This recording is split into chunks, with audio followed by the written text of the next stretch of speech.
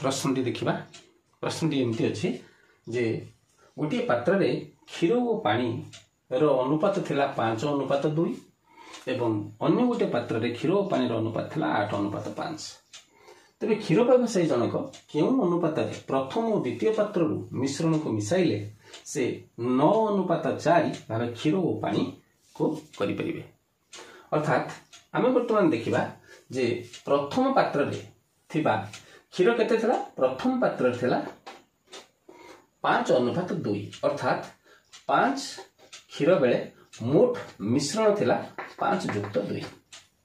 एवं द्वितीय पात्र रे थिला 8 क्षीर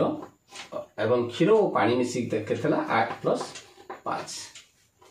ताकू भग्न संख्या रे आमे परिणत करछन्ती एवं हमर आवश्यक केते ना 9:4 अर्थात 9/9+4 ठीक से भाव में आम यहाँ को बाहर करवा बाहर कले आम ये लक्ष्य कले जे ये दुईटर वियोगफल केते हम ना यहाँ है 5 विभक्त यहाँ को आम लिखिदे पार 5/7 यहाँ को लिखिपर 8/13 एवं यहाँ को लिखिपर 9/13।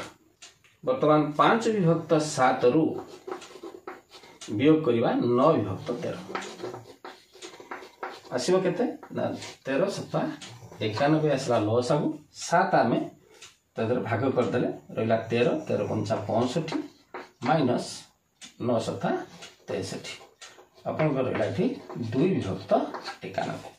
अर्थात आम यही दुईटी को वियोग करते ये लिखा 2/91 एवं ये आसो केते ना ये आसो 9/13 माइनस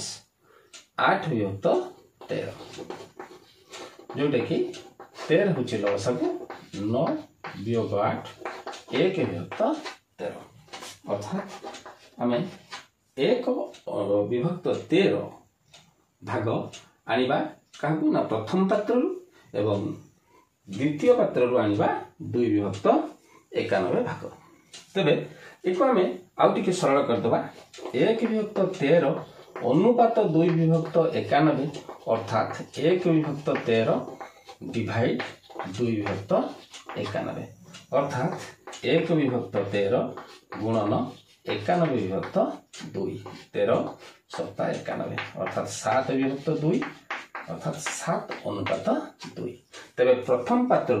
से 7 भाग मिश्रण आनिला बेले द्वितीय पात्र जदि 2 भाग मिश्रण आनती तेबे क्षीर और पानी अनुपात हो 9:4 हो।